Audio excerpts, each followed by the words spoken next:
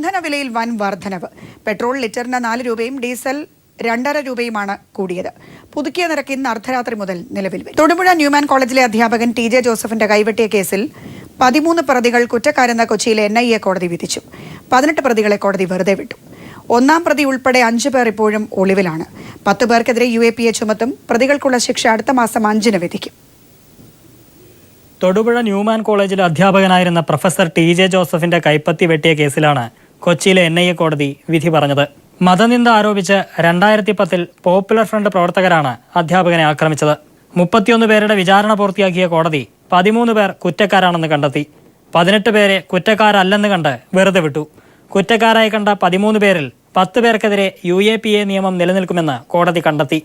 13 പ്രതികളിൽ ജുഡീഷ്യൽ കസ്റ്റഡിയിലുള്ള 9 പേരൊഴികെ മറ്റ് 4 പേരുടെ ജാമ്യം റദ്ദാക്കപ്പെടും. NIA prosecutor Arjun Ambalappatta. ടെററിസവും കോൺസ്പിറസിയും, അതായത് ഭീകരവാദവും ഗൂഢാലോചനയുമാണ് കോടതി കണ്ടിട്ടുള്ളത്. ബാക്കി 5-ാം തീയതിക്ക് ശേഷം ശിക്ഷയെ സംബന്ധിച്ച് 5-ാം തീയതി തീരുമാനമെടുക്കും കോടതി.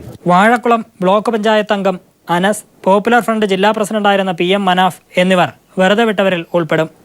37 പേരെ പ്രതികളാക്കിയാണ് NIA കുറ്റപത്രം സമർപ്പിച്ചതെങ്കിലും ഒന്നാം പ്രതി സവാദ്, മുഖ്യ സൂത്രധാരൻ MK നാസർ ഉൾപ്പെടെ 5 പേർ ഇപ്പോഴും ഒളിവിലാണ്. 4 വർഷത്തിന് ശേഷമാണ് കൊച്ചിയിലെ NIA കോടതി കൈവെട്ട് കേസിൽ കുറ്റക്കാരെ കണ്ടെത്തിയിരിക്കുന്നത്. കേരളത്തിൽ ഭീകരവാദത്തിന്റെ വിത്തുമുളപ്പിച്ച കേസിൽ മുഖ്യപ്രതികളെ ഇനിയും പിടികൂടിയിട്ടില്ല.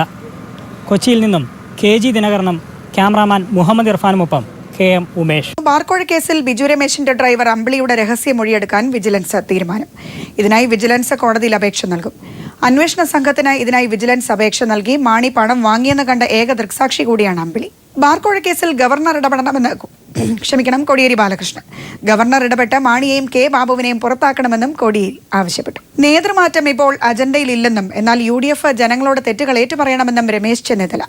ബാർക്കോഴ കേസിൽ അഴിമതി നടന്നുവെന്ന് തെളിഞ്ഞാൽ കുറ്റക്കാർക്കെതിരെ കർശന നടപടിയെന്ന സുധീരനും തിരുവനന്തപുരത്ത് പറഞ്ഞു. SSLC ഫലത്തിലെ അപാകത അഴിമതിയെന്ന പിണറായി വിജയൻ. അഴിമതിയെക്കുറിച്ച് സമഗ്രമായ അന്വേഷണം വേണമെന്നും പിണറായി ആവശ്യപ്പെട്ടു. പാർട്ടിയുടെ സംസ്ഥാന സെക്രട്ടേറിയറ്റിലേക്ക് തെരഞ്ഞെടുപ്പ് നടന്നിട്ടുണ്ടെങ്കിൽ അത് ഉൾപാർട്ടി ജനാധിപത്യമാണെന്ന് സീതാറാം യെച്ചൂരി. വ്യത്യസ്ത അഭിപ്രായങ്ങൾ ഉണ്ടെങ്കിൽ അത് രേഖപ്പെടുത്താനുള്ള അവസരം CPM-ൽ ഉണ്ടെന്നും സീതാറാം യെച്ചൂരി ദില്ലിയിൽ പറഞ്ഞു. കേരളത്തിൽ വിഭാഗീയത ഇല്ലെന്നും യെച്ചൂരി വ്യക്തമാക്കി. CPM സംസ്ഥാന സെക്രട്ടേറിയറ്റിലേക്ക് തെരഞ്ഞെടുപ്പ് നടന്നുവെന്ന വാർത്തയോട് പ്രതികരിക്കുകയായിരുന്നു അദ്ദേഹം. റോഡ് ട്രാൻസ്പോർട്ട് സുരക്ഷാ ബില്ല് നടപ്പാക്കരുതെന്നാവശ്യപ്പെട്ട് ട്രേഡ് യൂണിയനുകളുടെ സംയുക്ത സമരസമിതി ആഹ്വാനം ചെയ്ത അഖിലേന്ത്യാ പണിമുടക്ക് പൂർണ്ണം. ഇന്നലെ അർദ്ധരാത്രി ആരംഭിച്ച പണിമുടക്ക് ഇന്ന് രാത്രി 12 മണി വരെ തുടരും. സംസ്ഥാനത്ത് KSRTCയും സമരത്തിൽ പങ്കെടുക്കുന്നുണ്ട്. പണിമുടക്ക് വൻ വിജയമെന്ന് all India road transport workers federation പറഞ്ഞു. മലാലയെ ആക്രമിച്ച 10 പാക് താലിബാൻ തീവ്രവാദികൾക്ക് ജീവപര്യന്തം. സ്വാത്തിലെ ഭീകരവിരുദ്ധ കോടതിയാണ് ശിക്ഷ വിധിച്ചത്. 2012 ഒക്ടോബർ 9-നായിരുന്നു മലാലയ്ക്ക് നേരെ വധശ്രമമുണ്ടായത്. സ്കൂൾ ബസ്സിൽ വീട്ടിലേക്ക് മടങ്ങുമ്പോഴായിരുന്നു ആക്രമണത്തെ തുടർന്നുള്ള ദിവസങ്ങളിൽ അബോധാവസ്ഥയിൽ കഴിഞ്ഞ മലാല ഏറെ നാളുകൾക്ക് ശേഷമാണ് പൂർവ്വസ്ഥിതി പ്രാപിച്ചത്. ആക്രമണത്തിന് ശേഷം കുട്ടികളുടെ വിദ്യാഭ്യാസത്തിനും അവകാശങ്ങൾക്കുമായി നടത്തിയ പ്രവർത്തനങ്ങൾ പരിഗണിച്ച് മലാലയെ നൊബേൽ സമ്മാനം നൽകി ആദരിക്കുകയും ചെയ്തിരുന്നു.